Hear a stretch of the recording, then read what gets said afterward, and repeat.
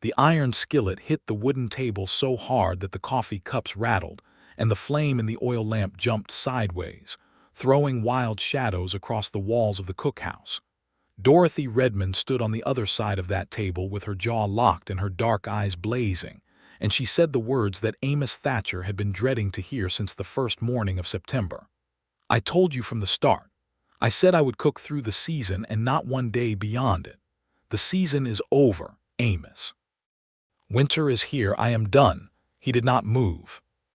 He sat at the head of the long pine table with both hands wrapped around a tin mug, and his wide shoulders braced as though he expected the ceiling to fall in on him. The fire in the hearth popped and sent an orange spark skittering across the flagstone floor, and still he did not move. "Dorothy," he said, and the way he said her name was almost painful to hear, low and careful and full of something he had never once said out loud in the 4 months she had fed him, had fed all 17 men on the Thatcher cattle operation, had risen before the sun and worked until the stars came back out again. "It is not about the cooking. Then what is it about?" Her voice cracked on the last word, and she hated herself for it, hated that after everything she had done to keep this arrangement professional and clean, and bounded by the exact terms she had set in July, her voice was cracking now in December. He stood up slowly. He was a tall man, Amos Thatcher, built like something the frontier itself had shaped out of necessity, broad through the chest and heavy through the arms, with a face that had seen too much weather and too little rest and not nearly enough tenderness. He stood up and he looked at her across that scarred table, and his expression was something she had no good word for. "It is about the fact that every morning when I come through that door, the first breath of air I take in this whole world smells like whatever you have decided to make, and I cannot imagine walking in here and that smell being gone. It is about the fact that you are the most remarkable woman I have ever watched work. It is about the seconds I kept asking for every single night, Dorothy, and it was never once about the food." The silence that followed was enormous. She had come to the Thatcher Ranch under an agreement that was supposed to be simple: a seasonal cook, 4 months, September through December. Good wages, no personal entanglements, and then she would move on, same as she always moved on, because moving on was the only thing that had ever kept Dorothy Redmond safe. But the season had turned without her permission, and somewhere between the first batch of sourdough biscuits and the last pot of venison stew, something had gone terribly, completely, and irreversibly wrong with her plan. She had fallen in love with Amos Thatcher, and she was furious about it. To understand how she had arrived in that cookhouse on the 1st of July, 1883, standing in the doorway with a carpetbag in one hand and a cast iron pan tucked under her other arm, you had to understand what Dorothy Redmond had survived to get there. She had grown up in Laramie, Wyoming territory, the eldest daughter of a woman who was the finest herbalist and plant doctor in 3 counties, and a father who had driven a freight wagon until a wheel had rolled over him in the spring of 1871, when Dorothy was 12 years old. After that, it had been her mother, Cecilia Redmond, and the knowledge Cecilia carried in her blood and in her hands that had kept them alive. Cecilia knew which roots pulled fever from a body. She knew which plants stopped infection and which barks reduced swelling. She knew how to look at the color of a person's skin and smell the air around them and listen to the way they breathed, and she knew things. She had taught Dorothy everything. But Cecilia Redmond had died in the winter of 1879, taken by a lung illness that not even her own vast knowledge had been able to outrun. And Dorothy had been 20 years old and alone in a world that had very specific and very narrow ideas about what a woman alone was supposed to do with herself. She had done none of those things. She had packed her mother's books, her mother's dried herb collection, her mother's careful handwritten journals full of remedies and plant descriptions and treatment records, and she had packed her own considerable cooking skills, because she had also inherited her mother's understanding of food as medicine and medicine as food, and she had gone to work. She had cooked for a mining operation outside Cheyenne for 1 season. She had cooked for a lumber camp near Casper for another. She had worked at a hotel restaurant in Rawlins long enough to save a tidy sum, and then she had moved on, because each time a man began to look at her the way men sometimes began to look at women who were capable and interesting and present every single day, Dorothy Redmond picked up her carpetbag and went somewhere else. She was not afraid of men. She was afraid of needing one. She was 24 years old in July of 1883 when she arrived at the Thatcher Ranch outside of Powder River, Wyoming, and she made the terms of her employment very clear before she accepted the position. She would cook from the 1st of July through the last day of November, which she calculated to be the end of the working season before the hard winter set in, and the ranch operation contracted down to a skeleton crew. She would receive $15 a month, full board, the use of the cookhouse, and a private room attached to the back of the main house. She would not be expected to do laundry, to clean the bunkhouse, or to perform any domestic task that was not directly related to the preparation and serving of food, and she would leave on the 1st of December. The man who had hired her, through an advertisement placed in the Wyoming Stock Growers Association circular, had been represented in correspondence by his ranch foreman, a red-bearded man named Carl Weston, who had shaken her hand at the stagecoach stop in Powder River and looked at the cast iron pan under her arm with an expression she could not read. "The boss will want to meet you when we get to the ranch," Carl had said. "The boss can meet me when I have looked at the kitchen and decided if the position is acceptable," Dorothy had replied. Carl had blinked, and then he had laughed, and he had loaded her carpetbag into the wagon without another word of argument. The Thatcher Ranch was larger than she had expected. It spread across a sweep of land in the Powder River basin that was, in the high summer light, the color of old gold, short grass and sage, and the occasional cottonwood line marking where water ran. There were 3 bunkhouses, a main house that was large by frontier standards, a cookhouse that was separate from the main house but connected by a covered walkway, and more outbuildings than she could count from the wagon. There were cattle as far as she could see in most directions. The cookhouse was almost exactly what she needed. Large hearth, good iron crane for the Dutch oven, a proper iron stove with 4 burners that was newer than she expected, a dry goods storage room that was stocked acceptably though not impressively, and a root cellar accessed by a trapdoor in the floor that was deep enough and cool enough to make her genuinely pleased. She walked through it twice, opened every cabinet, tested the draft on the hearth, looked at the state of the stove pipe, examined the water barrel and the pump handle, and then she turned to Carl Weston, who had been standing in the doorway watching her with an expression of cautious respect. "I will take the position," she said.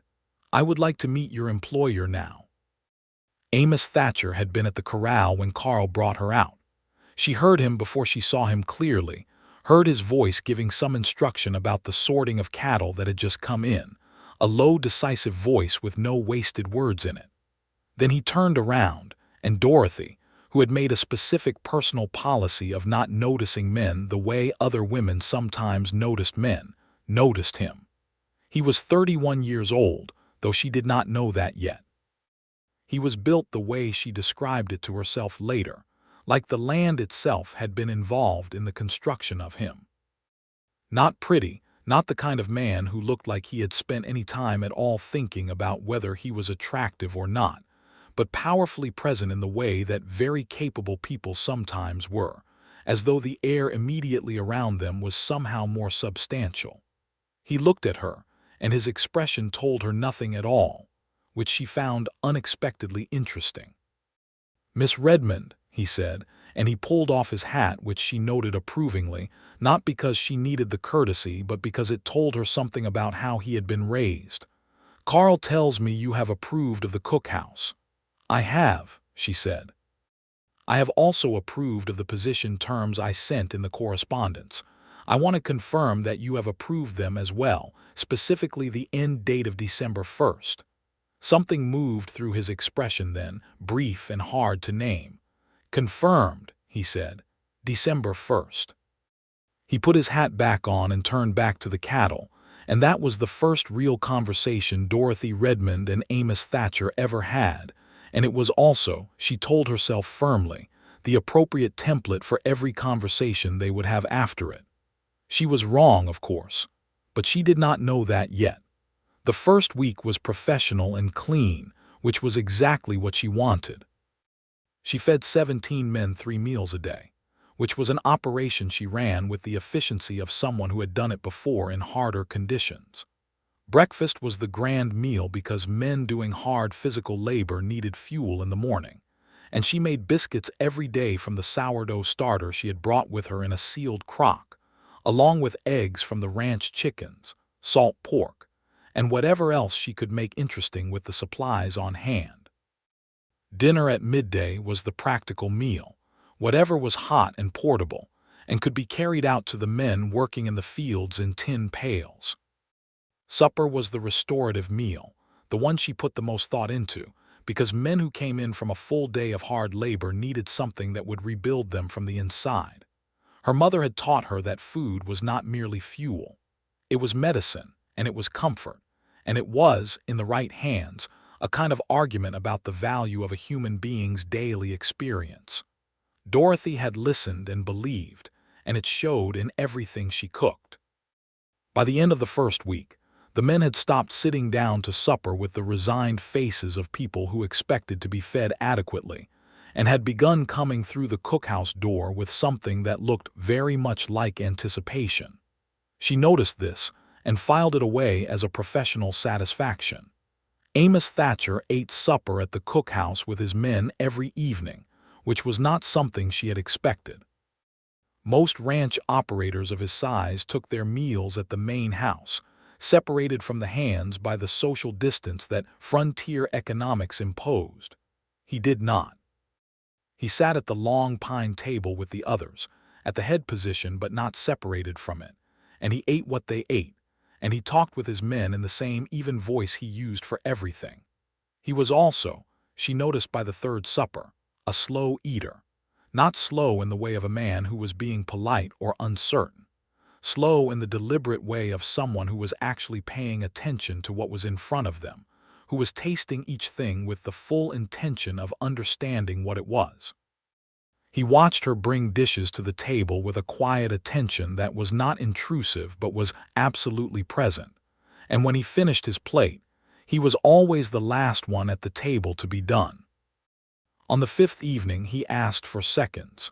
She brought the pot back to the table and refilled his bowl, and he thanked her without looking up from the food, and she went back to the hearth and told herself it meant nothing. The second week, he asked for seconds again, and the third week. And by the fourth week, it was simply what happened every evening, and the other men had begun to tease him gently about it, and he accepted the teasing with good humor and did not explain himself. And Dorothy watched all of this from the firelight end of the cookhouse, with something she absolutely refused to name sitting warm and dangerous behind her ribs. It was in the third week of July that she first understood the full scope of what she was dealing with. One of the younger ranch hands, a boy of about 19 named Billy Tate, who had clearly never been sick a day in his life, and was therefore completely unprepared for illness when it arrived, came down with a fever that rose through one afternoon with a speed that made the other men uneasy. By supper time, he was shaking on his bunk in the nearer bunkhouse, and his color was wrong, and the general consensus among the hands was that they should send for the doctor in Powder River, which was a 12-mile ride each direction and would take most of the night. Dorothy went and looked at Billy Tate herself. She took his temperature by pressing the back of her wrist to his forehead and the side of his neck. She looked at his eyes, at the color of his tongue, at the way the skin at his wrists pressed back when she pressed it. She smelled his breath, which she knew told things that other methods did not. She asked him 4 questions. How long had his joints been aching before the fever started? Had he eaten anything unusual in the last 2 days? Had he been near any standing water recently? And was the light hurting his eyes? His answers, combined with what she could observe, told her what she needed to know. She went back to the cookhouse, and she made a preparation from her mother's dried herb stock that she always traveled with, a combination of yarrow and elderflower and willow bark, measured and proportioned exactly as her mother's journal specified for a fever of this particular presentation.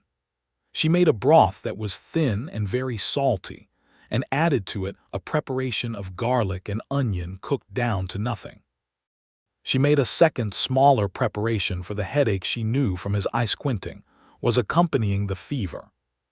She brought all of it to Billy Tate, and she told him how to take each thing and in what order and how often through the night, and she told the man in the neighboring bunk, a steady older hand named Pete Alcott, what to watch for and when to come wake her. Amos Thatcher had been standing in the doorway of the bunkhouse watching the whole of this.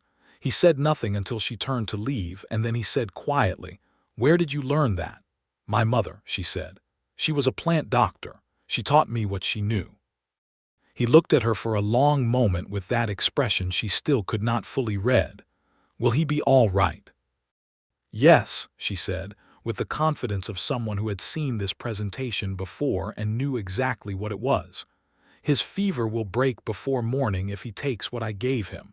He will be well enough to be annoying by the day after tomorrow." He almost smiled at that, she thought. Almost. Billy Tate's fever broke at 4 in the morning, which she knew because Pete Alcott came and told her, and she nodded and went back to bed and lay in the dark of her small room and listened to the Wyoming night outside the window and told herself that the warmth in her chest was only the satisfaction of having done her job well. August arrived with a heat that sat heavy on the land and made the work harder and the men shorter-tempered, and Dorothy expanded her repertoire in response. She made cold drinks with mint from the kitchen garden, water infused with fruit when the wild plums came in along the creek banks, and she adjusted the spice levels and heaviness of the food to account for the fact that bodies laboring in 90-degree heat did not want the same things they wanted in the cool of spring. Amos noticed. She could tell because he came to her one morning when the men were out and the cookhouse was quiet, and he said without preamble, "You changed the supper menu last week." "I did," she said. She was working at the preparation table, chopping the wild onions that grew along the south fence line.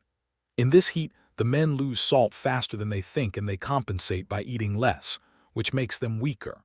The lighter preparations with more salt content address that without requiring them to eat a heavy meal when their bodies are telling them not to. He stood in the doorway for a moment. The morning light was behind him, and she could not see his face well, but she could see the stillness in his posture. "You think about it differently than a cook," he said. It was not a criticism. It was an observation made with something that sounded very much like genuine interest. "My mother thought about food as medicine," Dorothy said without stopping her work. "I think about it the same way. They are not separate things." "No," he said slowly, as though she had confirmed something he had been turning over. "I don't suppose they are." He came back into the cookhouse, which was unusual. He generally stayed in the doorway or took a cup of coffee and went, respecting the space as hers during working hours in a way that she found more thoughtful than she wanted to admit. But this morning he came to the far end of the preparation table, and he picked up a cup of coffee from the pot on the stove, and he leaned against the wall and he said, "Can I ask you something?" She kept chopping. "You may ask. Why a seasonal arrangement? You have enough skill to have a permanent position anywhere you chose, a hotel, restaurant, a ranch of your own even. Why season to season?" She was quiet for a moment, measuring how much of the truth to give him. She gave him a partial version, which was honest without being everything. "Because permanent means rooted," she said. "And being rooted in this territory for a woman alone means being at the mercy of whatever the root is in. A business, a marriage, a town's opinion of what a woman should be. I have seen what happens to women who root themselves in the wrong place. I prefer to stay mobile." He was quiet for long enough that she glanced up from the onions. He was watching her with an expression she had not seen on him before, something careful and a little somber, as though what she had said had reminded him of something he understood from his own experience. "That makes sense," he said finally, and drank his coffee and went. That conversation lived in her mind for 3 days. She told herself it was because he was the first employer who had asked her a question about her choices that was genuinely curious rather than judgmental, and that was worth noting. She told herself it was professional interest in the quality of their working relationship. She was already lying to herself. She simply did not know it yet. September came in like a brass trumpet, the days still warm but the mornings sharp with the first edge of cold that would eventually become the Wyoming winter.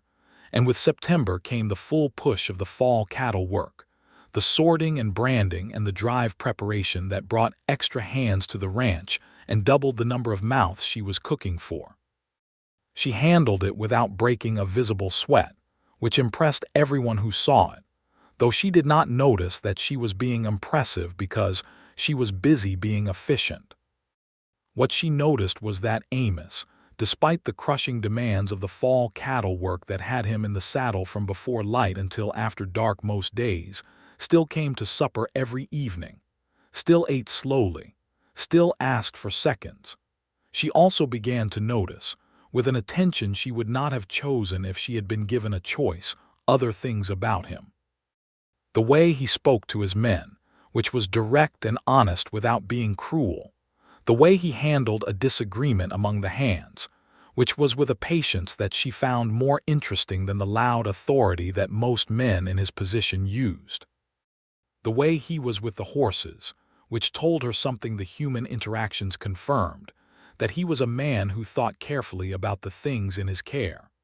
She also noticed, in the cool of one September morning, something that no one had told her and that she had not asked about. She had gone out early to check on the kitchen garden before the frost could catch the last of the basil, and she had taken the long way back around the far side of the main house, and she had come upon him standing at a small wooden marker that stood in a fenced square of ground near the house's eastern wall. He was standing with his hat in both hands and his head bowed, and he was very still in the way of a person who is having a conversation that does not require words. She stopped and stood quietly until she understood what she was seeing, and then she went back the way she had come without disturbing him. She asked Carl Weston about it that afternoon because Carl was the kind of man who answered direct questions directly. His wife, Carl said, Margaret, she died 3 years ago. The baby with her. It was the winter of 1880, bad cold. The doctor could not get through. Dorothy was silent for a moment, turning a piece of information she had not been looking for over in her mind and feeling the weight of it. He built the ranch for her, Carl continued, in the tone of a man who was telling the true version of a story he had told many times in shorter forms. He came out here with her in 1878 with the intention of building something that would last. She believed in it entirely, Margaret did. She was a good woman. He paused. He does not talk about it. No, Dorothy said, I expect not. She went back to the cookhouse and she made supper. And that evening when Amos Thatcher came through the door with the cold on his coat and the tiredness around his eyes and he sat down at the long table, she brought him a cup of coffee before he asked for one, which she had not done before, and she went back to the hearth without comment. She heard him exhale, very quietly, something that was not quite a sigh and not quite a word. She told herself she had done it because he was clearly exhausted, and it was a practical efficiency to anticipate a need. She told herself this while knowing it was not entirely true. October was the month everything shifted, though she would only understand that in retrospect. The cattle drive went out in the first week of October, Amos at the head of it with 8 of the hands, and the ranch contracted down to the skeleton crew that would hold it through the drive period. Dorothy was left with the cookhouse and 6 men and the first real quiet she had had since July, and she found the quiet disorienting in a way she had not expected. She had been cooking large for so long that cooking small felt like something was missing, and she recognized that the missing thing was specifically the sound of 17 people coming through her door at the end of the day, and more specifically one person in particular sitting at the end of the table eating slowly and asking for seconds. She was. She admitted to herself in the privacy of the root cellar while she inventoried the winter stores, in very serious trouble. She started writing in her herb journal, which she had not done consistently since before she had arrived at the Thatcher Ranch, because writing had always been the way she organized what she could not otherwise sort. She wrote about the yarrow plants she had found growing along the north fence line and the specimens she had dried for the winter stock. She wrote about the application she had made for Billy Tate's fever and what had worked and why. She wrote about the properties of the root vegetables in the cellar and how they interacted with the salt preservation methods she had been using. She wrote 3 pages about plant medicine and herbs and food as treatment before she stopped and looked at the page and realized that what she had written between the lines of all those careful observations was not about medicine at all. It was about Amos Thatcher. It was about the way he asked for seconds without making her feel like the request was a demand. It was about the way he looked at her cooking as though he was actually looking at her. It was about the specific quality of attention he brought to everything in his vicinity, the focused, unhurried attention of a man who intended to understand whatever he was looking at. She closed the journal. She told herself she would be gone on December 1st, and that was what mattered. He came back from the cattle drive on the 16th of October with mud on his coat and bone-deep tiredness in every line of him, and he walked through the door of the cookhouse while she was making supper, and the smell of the roasting venison that Pete Alcott had brought in that morning hit him, and he stopped in the doorway and just breathed it in with his eyes closed for one moment. She pretended not to see this. He sat down and he ate 2 full plates and drank 3 cups of coffee and said, near the end, in a voice that had real feeling in it that he was not attempting to conceal, "I missed supper." "You missed a great many suppers," she said. "The drive was 12 days. 11, he said. "I came back a day early." She looked at him. He was looking at the table. "Did you?" she said. "The work was done," he said, in the tone of a man who is offering an explanation that is also slightly a confession. The air in the cookhouse was very warm and the fire was bright, and the evening outside the windows was navy blue and full of the particular silence of the ranch settling in for the night. And Dorothy Redmond took his empty plate and went back to the hearth and was very careful not to let the thing behind her ribs become visible on her face. November arrived, and with it, the cold that was no longer a suggestion. The first real snow came in the 2nd week, not the killing kind yet, but enough to coat the ground and frost the grass and put a different quality into the air, a compressed hush that the Wyoming winter built toward something much larger. Dorothy had 1 month left. She started, without entirely meaning to, making the things that took the most time. The things you made when you had something to say and did not know how to say it in words. She cured a side of pork that took 3 days of attention.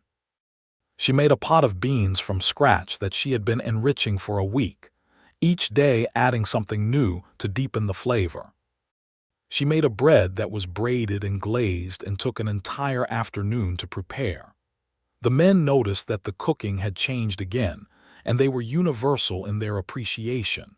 And Amos noticed too, and he said nothing about it, just asked for seconds with that same quiet, deliberate attention, and held her eye for a moment after she set the pot down. It was in the 3rd week of November that the moment came that she had not planned for, the moment that undid everything she had told herself about who she was and what she wanted. One of the horses had gotten into some of the winter stores of dried plants that she kept in the outbuilding behind the cookhouse, a storage area she had organized in early October, and that someone had apparently left unsecured. 3 plants in the collection were harmless. 2 were significantly less than harmless in quantity, and a horse of 1,200 pounds that had consumed what appeared to be a full bundle of one of them was in serious distress by the time anyone noticed. She heard the commotion from the cookhouse and went out, and she saw the horse, a big gray gelding that she knew was one of Amos's best working animals, standing with its legs braced and its neck low and its sides heaving in a way that meant they did not have a great deal of time. She went back to the cookhouse and got two specific things from her herb stock, mixed them in water with a precision that came from her mother's journals and her own years of practice, and went to the corral. Amos was there with two of the hands. They had called for the veterinarian from town, but the veterinarian was 12 miles away, and the horse's distress was not 12 miles of time from getting worse. "What did he eat?" she asked, coming through the fence rail without stopping. Amos stared at her for half a second. "He got into your storage shed, the dried plants."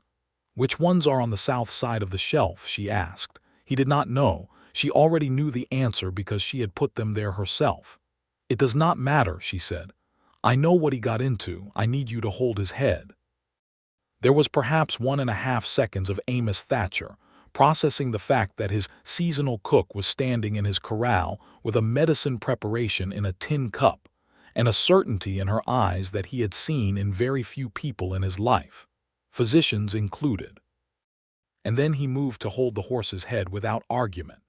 She administered the preparation with the calm efficiency of someone who had done similar things many times, talking to the horse in a low, even voice through the process, watching the animal's responses with the focused attention her mother had taught her to apply to any patient regardless of species, because the body told the truth if you knew how to listen. It took 40 minutes. The hand stood back and watched and said nothing. Amos held the horse's head and watched her and also said nothing. When the worst of the distress had passed and the horse was beginning to settle, his breathing evening out and his stance shifting from the braced emergency posture to something more like uncomfortable but recovering, she straightened up and looked at Amos. His expression in that moment was not something she could have described accurately if someone had asked her to. It was not simple admiration, which would have been easy enough to dismiss. It was something more disrupted than that, as though what he had just watched had rearranged something in him that he had not known needed rearranging. It was shock layered over a bone-deep recognition, the expression of a man who had just seen something he had no previous category for and was trying to build the category in real time. "Dorothy," he said and stopped. "He will be fine," she said. "Keep him out of the corral with the others tonight and give him only water until morning. The veterinarian can assess him when he arrives, but there is nothing left to be done beyond rest." "Where," Amos said, and he was still looking at her with that undone expression, "did you learn to do that?" "My mother's journals," she said. "She documented everything. I have read them so many times I know most of it by memory." She picked up the tin cup. She was not only a plant doctor for people, she understood animals well. He was quiet for a long moment. The cold air was sharp around them and the light was beginning to go, and the horse shifted slightly and blew out a breath that was nothing like the distress sounds from 20 minutes ago. "You saved that horse," he said. It was not a question. "Yes," she said simply.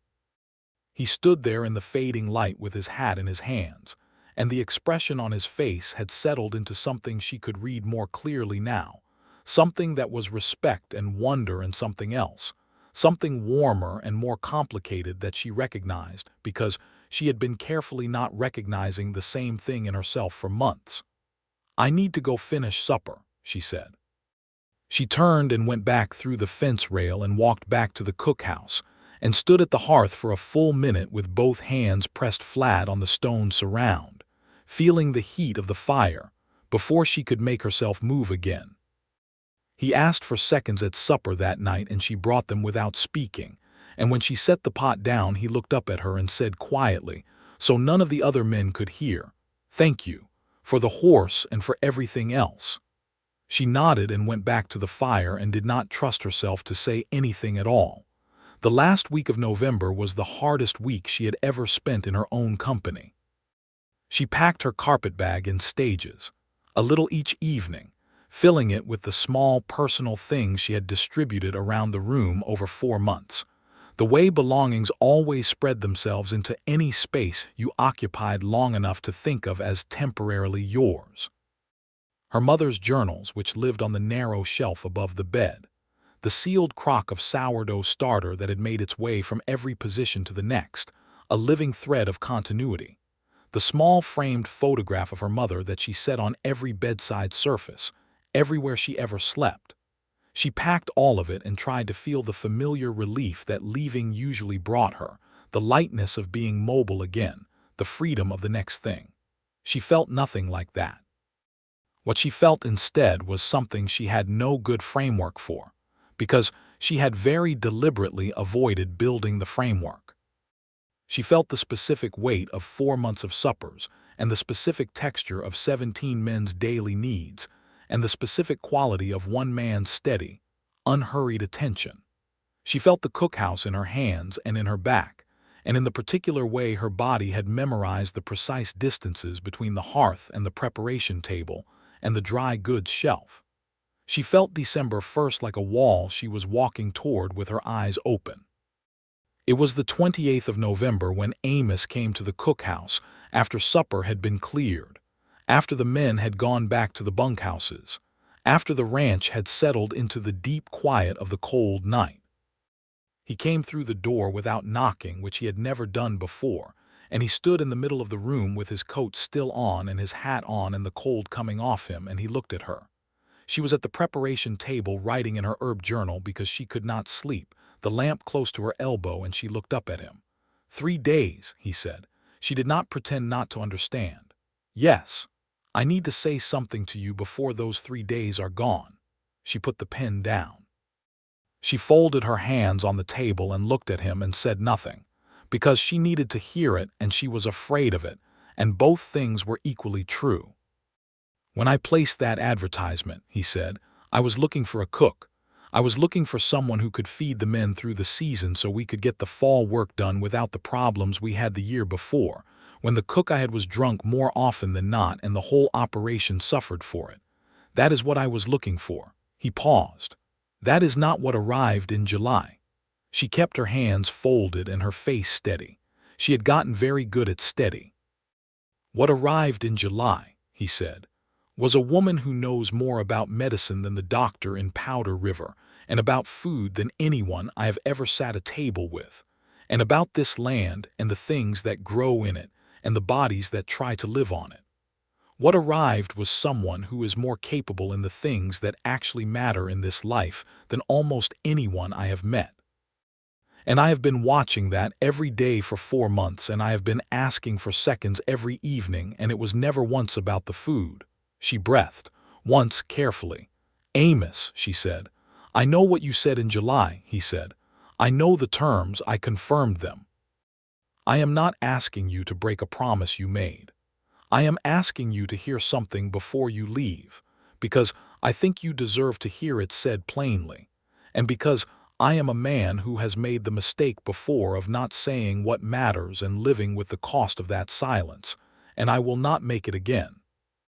The fire in the hearth was low, and the lamp on the table was the main light in the room, and it caught the planes of his face and the honest, controlled difficulty in his expression, and Dorothy Redmond, who had kept herself mobile and safe and unrooted for 4 years, felt something very large and very permanent shifting inside her.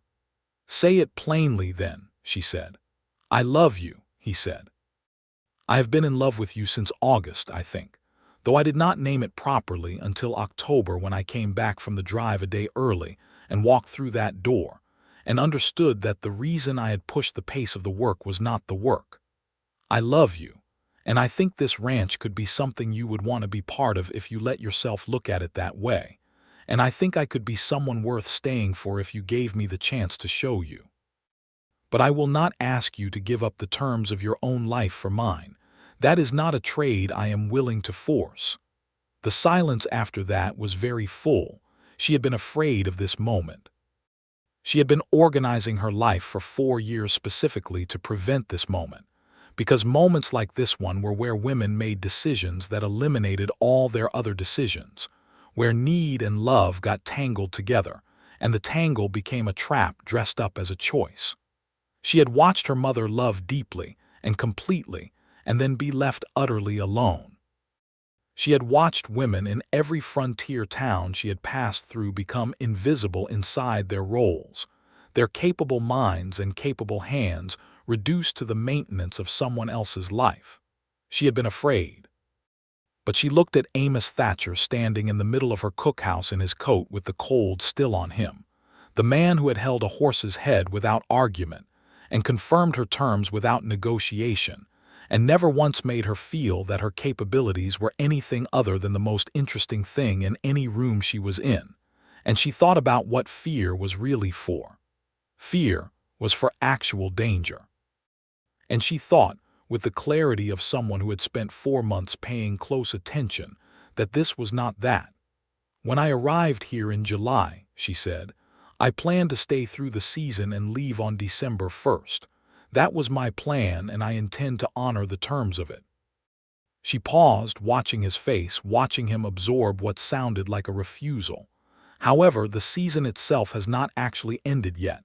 It is still November, and I find upon consideration that I may have miscalculated the end date." He went very still. "What I actually said in the original correspondence," she continued, very carefully, watching the understanding dawn in his expression, "was that I would cook through the season. I have been referring to December 1st as the end of the season, but if you consult the almanac you will find that the winter solstice, which is the astronomical end of the autumn season, does not occur until the 22nd of December. I may have been working from an incorrect assumption about when the season ends." He looked at her for a long moment, and then the most remarkable thing happened. Amos Thatcher smiled. Not the almost smile she had glimpsed occasionally, not the contained professional expression she had mostly seen, but an actual full smile that changed his entire face and made him look, just for a moment, like someone who had been carrying a very heavy thing for a very long time and had just been told he could set it down. "The 22nd of December," he said. "Astronomically speaking," she said, "I believe in being accurate." He crossed the room in 4 steps, and he took both her hands from the table carefully, as though they were something worth handling well, and he held them in both of his big work-roughened hands and looked at her face. "And after December 22nd, he said. "After December 22nd, she said, "I suppose we would have to negotiate new terms. I do not do anything without clearly established terms." "What kind of terms would you want?" he asked. He was close enough that she could see the firelight in his eyes. "Equal," she said. "I would want terms that are equal. My knowledge is my own and my work is my own, and I will not become invisible inside this ranch or this life, Amos. I will not do it." "I would not want you to," he said, with a directness that was completely believable because it was him and he did not say things he did not mean. "Equal, whatever terms you set. Then I think," she said, "that we have something to negotiate. After December 22nd. He raised both her hands and pressed his mouth to her knuckles, not the performed courtesy of a man who had read about gallantry, but the genuine reverent gesture of a man who was holding something he could not believe he got to hold. "Can I ask for seconds again tomorrow night?" he said. She laughed, and it was a real laugh, the kind that came from a place she had not let anyone access in 4 years, and it filled the cookhouse and bounced off the stone hearths around and lit up the room in a way the lamp could not. "You can ask for seconds every night for the rest of the season," she said. He let go of her hands very reluctantly, and he stepped back and put his hat back on, because he was a man who understood that there were correct paces for things, and that rushing the correct pace of something valuable was how you broke it. "Good night, Miss Redmond," he said, with all the dignity of a man who was completely undone and being very careful about it. "Good night, Mr. Thatcher," she said, and she was smiling when the cookhouse door closed behind him. She sat down at the preparation table and looked at her herb journal, open to the page she had been writing on, and she picked up the pen and wrote one line that was not about plants at all, and then closed the journal and banked the fire and went to bed, and lay in the dark listening to the Wyoming night, and felt, for the first time in 4 years, no inclination at all to be somewhere else. The 22nd of December came with a blue sky and a wind that cut through everything, and Dorothy made the best breakfast she had ever made in her life, including the braided glazed bread and the egg preparation with the dried herbs, and the sausage that she had been seasoning in the root cellar since the beginning of November. and the hands ate with the reverence of men who understood they were in the presence of something significant even if they did not know exactly what.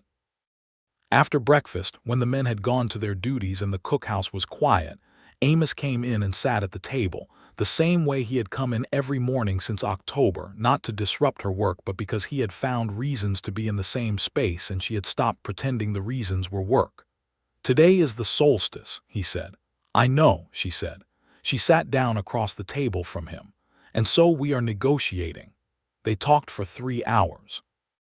It was the most specific and honest conversation Dorothy Redmond had ever had about her own life, which said something about the 4 years preceding it.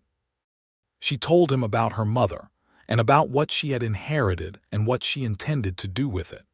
She told him about the fear that had kept her mobile, and why she had maintained it, and what she had understood in the last 3 weeks about where it was and was not still necessary.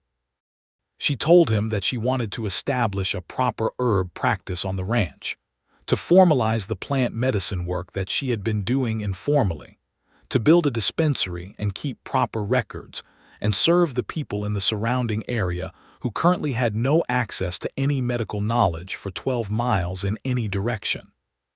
He listened to all of this with the focused and unhurried attention that was simply how he listened to anything, and when she was done he said, "I have 4 acres on the south side of the main house that get good light year-round and are close enough to the creek to have accessible water. Would that be enough for a medicinal garden?" She stared at him. "I have been thinking about it since August," he said, without any particular drama. "When you told me about your mother, I thought about what that knowledge would mean for people out here, for ranchers and settlers and their families who are far from doctors and who need what you have. I thought that the land could support that and that it would be something worth building." She stared at him for another long moment. "4 acres," she said. "With good light," he said. She reached across the table and she took his hand the same way he had taken hers a week before, carefully, as though it was worth handling well, and she held it. "I am still setting the terms," she said. "I would not have it any other way," he said. They were married in February of 1884, in the Powder River Church, on a day that was cold enough to make the air visible, with Carl Weston as the witness and Billy Tate grinning so hard his face looked like it might split from the effort, and the 17 men of the Thatcher Ranch cleaned up and standing in the pews with the scrubbed, unfamiliar look of people who are in a formal setting and very glad about the reason. Dorothy wore her best dress, which was a deep blue wool that Amos had seen her wear twice before, and that he had, without telling her, decided was the color that suited her best. She carried a small bunch of dried herbs from her collection tied with a ribbon, because flowers in a Wyoming February were aspirational at best, and because the dried herbs were hers and mattered to her, and that was reason enough. She was 25 years old. He was 31. They stood in front of the minister and said the words that were supposed to be said, and when Amos put the ring on her finger, she looked up at him and saw the same expression she had seen in the corral in November, the one that was not simple emotion but something deeper, the look of a man who is in the presence of the person he intends to spend the rest of his life understanding. She felt in that moment no fear at all. The spring of 1884 was the beginning of something that neither of them had fully been able to picture from the far side of it. Dorothy began the medicinal garden on the 4 acres immediately, working through the late winter and into the spring with the focused intensity of someone who has been given a project they have been waiting years to undertake. She drew plans from her mother's journals and from her own observations of the local plant life and the specific needs of the surrounding population. She wrote to a botanist in Cheyenne she had corresponded with through her previous positions, requesting seeds and cuttings and information about regional growing conditions for the plants she could not source locally. She also began keeping formal records of every medical consultation she provided, organizing them in a ledger that she maintained with the same precision she had given her herb journals. She had 23 consultations before June. She had 47 by August. By the end of the year, She had been to 17 homesteads and 3 other ranches in the surrounding area, providing plant medicine treatments and leaving instructions and return preparations with the families she treated. Word traveled in the way word traveled in isolated country, person to person and story to story. The story usually being something like the one about Dorothy Thatcher, who had come to the Hawkins homestead in April when the Hawkins baby had the croup, and had brought a steam preparation of eucalyptus and pine that had opened the child's breathing within the hour. Or the one about how she had set and wrapped a broken arm at the Jacobson place because the doctor could not come in the mud season, and she had done it cleanly and with a proper splint, and the arm had healed straight. She was also still cooking, not for 17 men every day, which was a scale she had operated at out of professional necessity and that she did not miss, but for her husband every evening, and sometimes for the hands who came in at the end of a hard day and who she fed because they were in her care, and because feeding people well was something she did not know how to stop doing. Amos still ate slowly.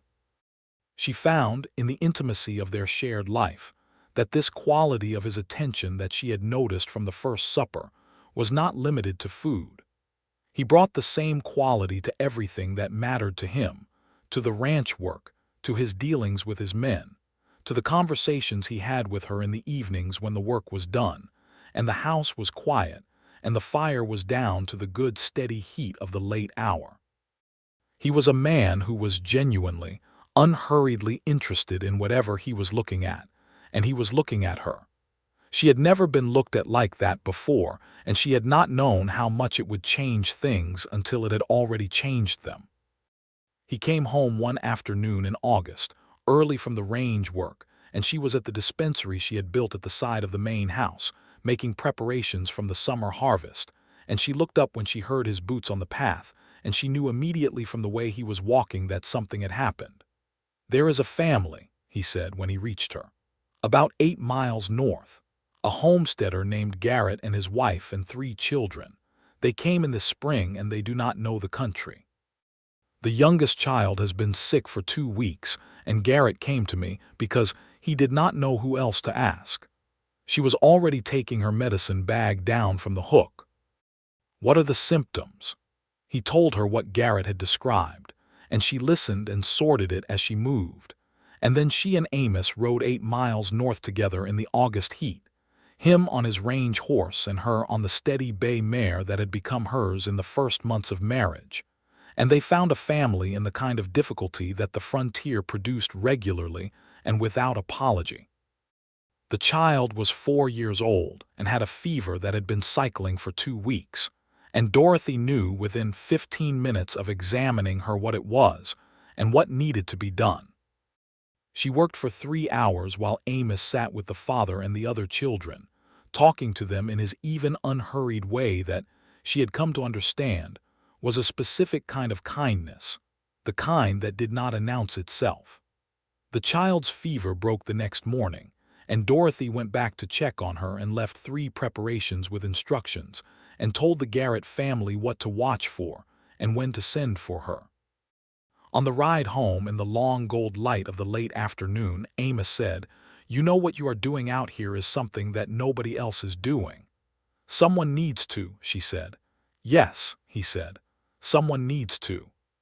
He was quiet for a moment, riding beside her with the easy seat of a man who had been on horseback most of his life.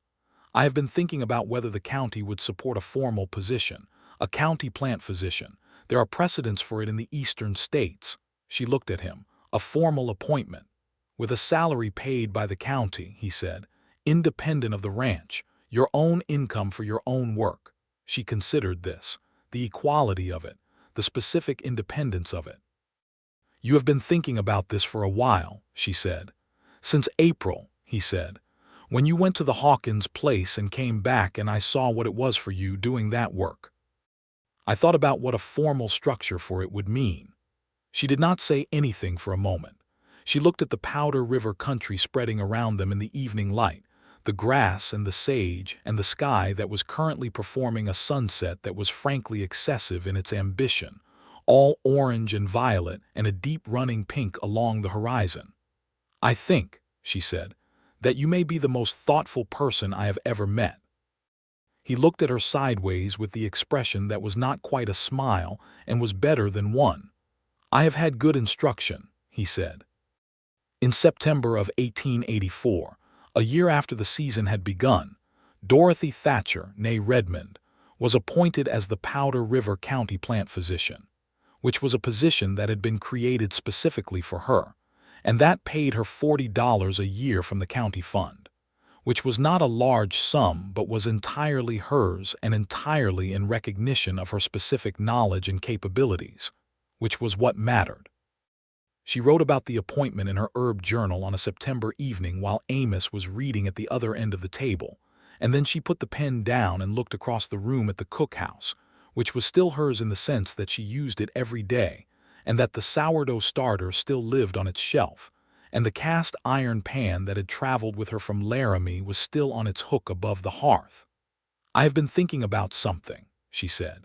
He looked up from the book. "About the December 1st terms," she said. He raised an eyebrow. "I have been thinking about the fact that I set those terms because I was afraid of being rooted in a place that would reduce me. And I have been thinking about whether this place has reduced me." He was very still, waiting for where she was going with this. "It has not," she said. "In fact, I am, at this specific point in my life, doing more of what I am capable of than at any point since my mother was alive to work alongside me. I have a medicinal garden, a dispensary, a formal appointment, and a husband who rides 8 miles to help me treat a child he has never met."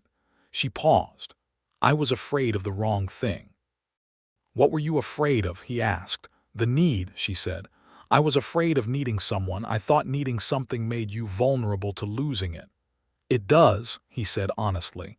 "Yes," she said. "But I have been thinking about what my mother's life would have looked like if she had kept herself from needing anyone or anything to avoid the vulnerability of loss. And I think she would have been smaller. I think she would have known less and done less, and helped fewer people. I think the vulnerability was actually part of what made her as capable as she was, because she cared enough about specific people and specific things to really apply herself to their well-being."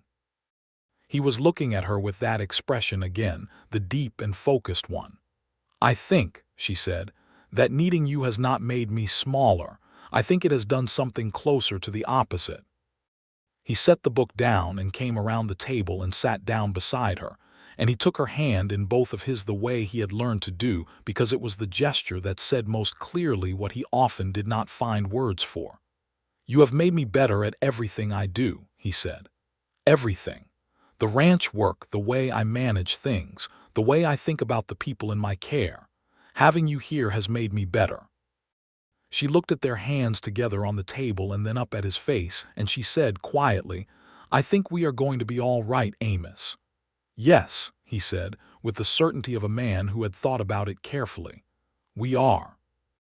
In the spring of 1885, Dorothy discovered she was expecting their first child, which she determined herself from the specific combination of signs her mother's journals had described in detail, because Cecilia Redmond had been a thorough and practical woman who had documented every aspect of the body's knowledge, including the knowledge it had about its own changes. She told Amos at supper, on a Thursday evening in April, with the directness that was simply how she communicated. She said, "I believe the baby will arrive in November. I want you to know now so that we can plan the fall work accordingly." He looked at her from across the table with an expression that moved through several things very quickly, and landed on something she could only describe as a man discovering that a country he thought he knew had just revealed a new territory. "A baby," he said. "In November," she confirmed. "Give or take a few weeks." He reached across the table and took her hand and said nothing for a long moment, and she watched his face work through something private and complicated, and she thought about the small wooden marker by the east wall of the house, and she understood that this joy was not a simple thing for him, that it was threaded through with the memory of a previous hope that had ended in loss. "Amos," she said, "I know what you're thinking about." He looked at her. "I am not Margaret," she said gently. And I have the medical knowledge to take care of myself and the child through this. That knowledge is real. I am going to use it." He nodded slowly, working through something. "But I also need you to tell me," she said, "what you are afraid of, because we do not carry fear alone in this house. That was one of the terms." He looked at her for a long moment and then he said very quietly, "I am afraid of winter. I am afraid of what can happen in the winter when the doctor cannot get through and the cold does not care about what you need to survive." "Then we plan for winter," she said practically. "We get the preparations done before the cold sets in. We make arrangements with the doctor in Powder River for him to come out in advance of the due date and stay at the ranch through it. We do not leave things to chance." He looked at her. "Can we do all of that?" "I already have a letter started to Dr. Haverford," she said, "and I know enough of what needs to be known to handle most situations that might arise. I have my mother's journals and 4 years of practice, and I am, Amos, genuinely not a woman who faces things unprepared." A breath went out of him that sounded like it had been held for a very long time. "No," he said. "You are not." She squeezed his hand. "Trust me," she said, which was a thing she did not say lightly, and he knew it. "I trust you," he said, which was the simplest and most complete truth he knew. The letter to Dr. Haverford was sent, and Dr.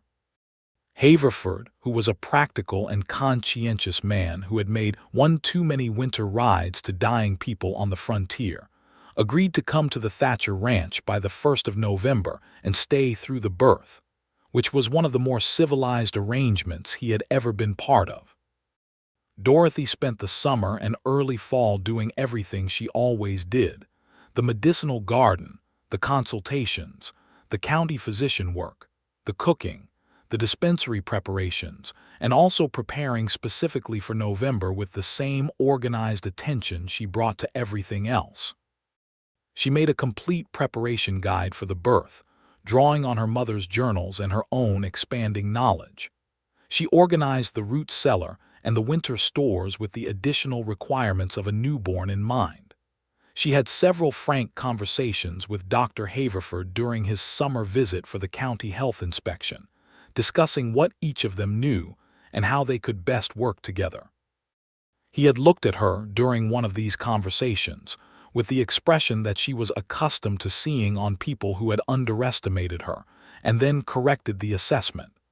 "Mrs. Thatcher," he had said, "you may be the most medically prepared woman in Wyoming territory." "Possibly," she had said without false modesty. "My mother was very thorough." Their son was born on the 8th of November, 1885, on a morning that was cold and clear and still, with Dr. Haverford present and efficient, and Amos in the main house in a state of controlled terror that she could hear in the way his footsteps stopped and started outside the bedroom door. The birth was difficult in the way that first births are often difficult, long and demanding and requiring everything she had, but she had prepared for difficulty, and she had the knowledge and the support to navigate it, and when it was done and Dr. Haverford put the baby in her arms, she looked down at the small, red-faced, outraged person who had arrived in the world with considerable force and felt something she had no previous reference for. She heard Amos come through the door, heard him stop. "A boy," she said, because he could not see from the doorway. "Come and meet your son." He came to the bed and he looked at the baby and then at her, and his face was entirely open, every guard down, every reserve gone, and she saw him the way she had thought about him for months. The man underneath the capable ranching exterior. The man who had been very quiet about grief for 3 years and was now, in this moment, being very quiet about joy. He sat on the edge of the bed and he put one finger against the baby's clenched fist, very gently, as if the pressure of something too heavy might break something irreplaceable. "Hello," he said very softly, to the baby, just that. The baby, with the disregard of the newly arrived for social niceties, grasped the finger with a grip that was remarkably strong for something so small. Amos made a sound she had never heard from him before. Not a word, not quite a laugh. Something in between, released from somewhere very deep. "What do you want to name him?" she asked. "I thought Daniel," he said. He had told her about this a month ago, that he wanted a name that was not from the Thatcher family tree specifically, but was strong and had good sound to it. Daniel Redmond Thatcher, if that suits you. She had told him she wanted her name somewhere in it. He had remembered without being reminded. She wondered if she would ever fully accustom herself to being with a man who paid attention. Daniel Redmond Thatcher, she said. Yes, that suits me very well. Daniel grew in the way that healthy, well-fed, carefully tended children grow, with a speed that was alternately astonishing and alarming.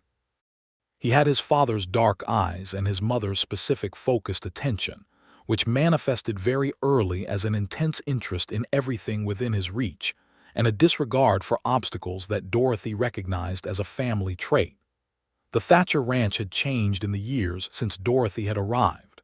The medicinal garden was established and producing with the abundance of something that had been properly planned and maintained. The dispensary had a proper sign. The county physician work had expanded, and Dorothy had begun teaching two of the women from the nearest homestead families what she knew, because there was too much country and too much need for one person to cover, and because her mother had always said that knowledge hoarded was knowledge that died. Amos had expanded the cattle operation in ways that were careful rather than reckless, adding acreage when the opportunity was sound and holding the line when it was not. And the ranch had the settled, functional quality of a place that was being operated by someone who thought more about 20 years from now than about this season's profit. He still ate slowly at supper. He still asked for seconds, most evenings, with the same quiet, deliberate attention he had brought to the first request on the 5th night of July, 1883. She had stopped being surprised by this and had moved into something better, a settled and deeply warm understanding of what the asking meant. It had never been about the food. It had never been about anything other than the specific and genuine pleasure of being in a room she had made and wanting to stay in it as long as possible. She made things for him that took time. She made the braided bread on Sundays when Daniel was old enough to sit in the corner of the cookhouse on a small stool and watch with enormous eyes. She made the venison preparations that required a day of preparation before they could be cooked, the salt-cured and slow-roasted preparations that rewarded patience with a depth of flavor that quick cooking could not produce. She made the bean pots that were enriched over a week, and that, on the evening they were finally served, had accumulated so much of everything that had been added to them that they tasted like the entire season condensed into a bowl. He ate these things slowly with full attention, and he always asked for seconds, and she always brought them, and this was the rhythm of their evenings, the particular domestic music of their specific life. It was not, she had come to understand, a small thing, the asking and the bringing. It was the visible surface of something much larger, the daily, chosen, renewed commitment to being present in the space they had made together, to treating the ordinary things as though they were worth the full attention of a person who had better things to do, because in fact they were. In the summer of 1887, Dorothy discovered she was expecting again. She told Amos in the same direct way she had told him the first time at the supper table, and he responded in the same way, the expression that moved through several things and landed on a place that was peaceful and deep. November again? He asked. March this year, she said. The calculations are different. Dr. Haverford again. Dr. Haverford has moved to Denver, she said. But there is a new doctor in Powder River, a Dr. Elise Watkins, who arrived last fall and who I have spent considerable time with. She is excellent, and she has expressed a strong interest in the plant medicine applications I have been working with. I believe we will manage very well. He looked at her with a quality of expression she had named, in her private journal, as the one that meant he was profoundly glad she was who she was. Is there anything in your range of knowledge and preparation that you have not already anticipated? He asked. Very little, she said honestly, but I appreciate that you ask. Their daughter was born in March of 1888, on a day that was still cold but had the first week warmth of the coming spring in the afternoon light. Doctor, Elise Watkins, who was indeed excellent and who had become a genuine colleague and friend to Dorothy in the year and a half since her arrival in Powder River, was present and efficient, and afterwards sat at the cookhouse table with Dorothy and drank tea made from a preparation Dorothy had developed specifically for recovery, and they discussed the case with the collegial directness of two competent medical women who had found in each other a respect that was not common in the territory. The baby was a girl, dark-haired and loud about her opinions from the first moment, which Dorothy took as an excellent sign of character. "Clara," Dorothy said, when Amos appeared in the doorway with Daniel at his side, the boy now 2 years old and intensely interested in the new development. "Clara," Amos said, and came to look at the baby with the expression she knew, the open and unguarded one that he kept only for the people he loved. "Clara Cecilia Thatcher," she said, "for my mother." He looked at her, understanding what the name meant. "Yes," he said, "absolutely yes." The years that followed were full in the way that a life can be full when the people living it are genuinely engaged with it. Daniel grew into a boy who had his father's love of the land and his mother's love of understanding how things worked, and who spent equal time following Amos around the ranch operations and following Dorothy around the medicinal garden, asking questions with an energy that required constant and careful answering. Clara grew into a child who was, from early on, her own complete person, with opinions about everything and a confidence in expressing them that Dorothy recognized and was quietly delighted by. She was not interested in doing anything the way it had been done before, which made her challenging to parent, and which Dorothy was fairly certain was exactly as it should be. The medicinal practice grew into something that was, by the early 1890s, formally recognized as significant. Dorothy had published 2 papers in the Wyoming Medical Circular, both about the specific plant medicine applications she had developed from her mother's work combined with her own years of practice, and the second paper had been reprinted in a Denver medical journal, which had brought correspondence from physicians in 3 states. She had also been asked to speak at the Wyoming Territory Medical Society meeting in Cheyenne in 1891, which she had done, traveling with Amos and staying 3 days in a hotel that had, she noted with professional interest, excellent eggs at breakfast. At the meeting she had presented her findings on the plant preparations she had developed for fever management, infection treatment, and the specific respiratory conditions common in the high-altitude dry climate of the territory, and she had done so with the clear, organized intelligence of someone who had been applying rigorous observation to a body of knowledge for more than a decade. The response had been respectful and genuinely interested, with several physicians asking detailed questions that she answered in full. Amos had sat in the 3rd row with his hat on his knee and watched her speak with an expression that was not complicated at all. It was pure, uncomplicated pride. After the meeting, walking back to the hotel in the evening air of Cheyenne, he had said, "Your mother would have been proud of that." She had been quiet for a moment, thinking about Cecilia Redmond and the things she had carried and the things she had given. "Yes," she said, "I think she would have." She took Amos's arm, which she did not always do in public because she was not naturally a demonstrative person in public settings, but which she did now because she wanted to. "I think she would also have been glad that I found someone worth staying for." He looked down at her with that expression, the settled, deep one. "I was afraid you were going to leave," he said, "on December 1st. I was afraid you were going to hold the terms and walk out that door, and I was going to watch you go and not be able to say the thing that needed to be said because I had confirmed the terms and I am a man who holds his word." "You held your word," she said. "You said the thing before December 1st. "The 28th of November," he said. "It was the earliest I could make myself do it." She laughed, and it was the same real laugh that had filled the cookhouse that night, and it had not changed in 8 years. It was still the laugh that came from the place that he had been the first person since her mother to reach. "I had miscalculated the end of the season anyway," she said. The solstice is the 22nd of December. The terms were actually perfectly intact. Is that still your position? He asked, and he was smiling. It is my considered and academically supported position, yes.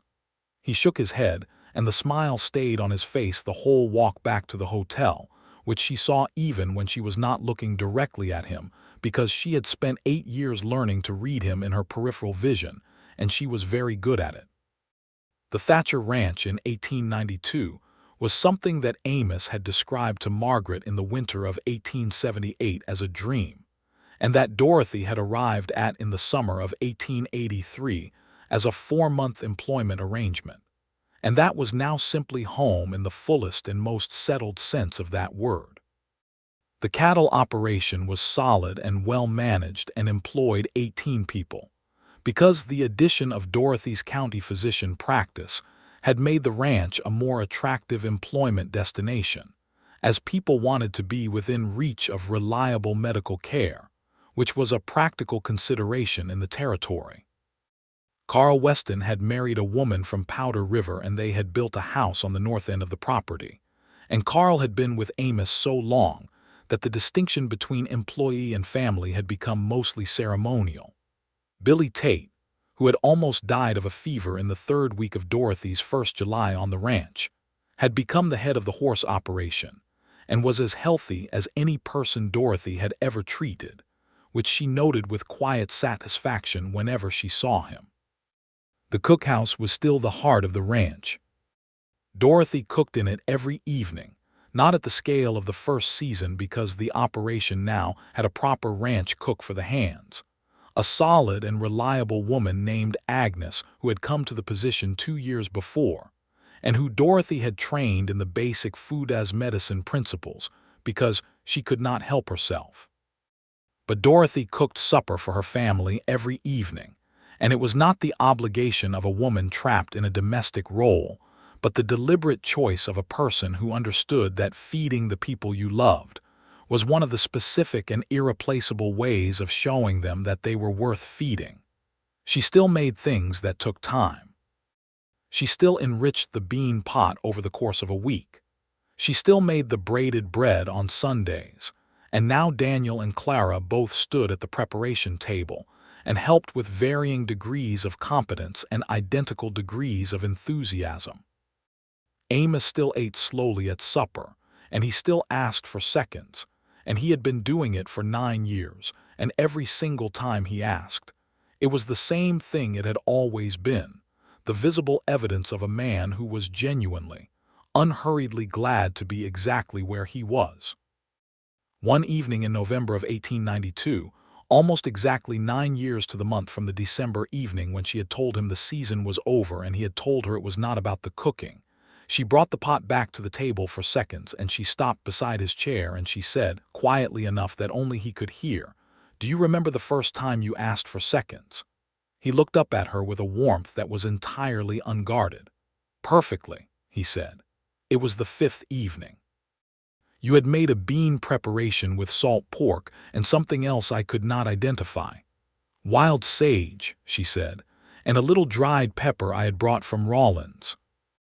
I ate the whole plate and then I sat there for about 3 minutes deciding whether to ask for more," he said, "because I knew that asking was a choice and I wanted to make it deliberately." She looked at him across the years and the suppers and the seasons and the particular accumulated weight of a life that had turned out to be far more than 4 months of professional cooking. "I knew it was not about the food," she said, "even then." He looked at her with the smile that had started in November of 1883 and had never fully gone away. "What did you do with that knowledge?" "I made sure there were always seconds," she said. He reached up and took her hand for a moment, the same gesture he had made on the night of the solstice, careful and meant. And then she went back to the hearth and he went back to his supper, and the fire was low and warm. And Daniel was arguing about something with Clara at the far end of the table with the energetic logic of children who have inherited 2 very capable parents and have strong opinions about everything. And the cookhouse was full of the smells of the evening meal and the sounds of the family in it. She stood at the hearth and she looked at all of it, the long table and the people at it, and the man at the head who was eating slowly with full attention. And she thought about July of 1883, and the term she had set, and the season she had come for. And she understood very clearly and completely that she had found something out here in the Powder River Basin that she had not been looking for, and had been resisting with everything she had. She had found a place where being rooted did not mean becoming smaller. She had found a man whose specific quality of attention had made space for everything she was, including the parts that other arrangements had found inconvenient. She had found in the most unexpected sequence of supper services and herb preparations and one November conversation in a firelit cookhouse the particular life that fit her exactly. She had come for a season. She had stayed for everything. The wind off the Powder River country pushed against the cookhouse windows with the old, persistent patience of the Wyoming winter, and inside the fire was bright, and the table was full, and Amos Thatcher, who had been in love with Dorothy Redmond since August of 1883, and had never once given him a reason to be anything else, pushed his empty plate forward with the same deliberate care he brought to everything, and looked across the table at his wife. That, he said, was remarkable. The venison or the company, she said without turning from the hearth. Both, he said, as always. He paused, and she heard the smile in the pause. Is there any more? She turned from the fire and looked at him with the expression she had developed specifically for this question, the one that was a little exasperated and entirely fond and not at all surprised. And she brought the pot back to the table the same way she had been bringing it back for 9 years, and she refilled his plate, and she set the pot down and let her hand rest on his shoulder for just one moment before she went back to the hearth. He ate slowly, with full attention, in no hurry to be anywhere else. The fire burned down to the good steady heat of the late hour, and outside the winter pressed against the windows without getting in, and Dorothy Redmond Thatcher stood at the hearth she had known for 9 years, in the life she had built in the space between a December negotiation and a December solstice, and she was not going anywhere at all. The season had ended a long time ago. She had never left.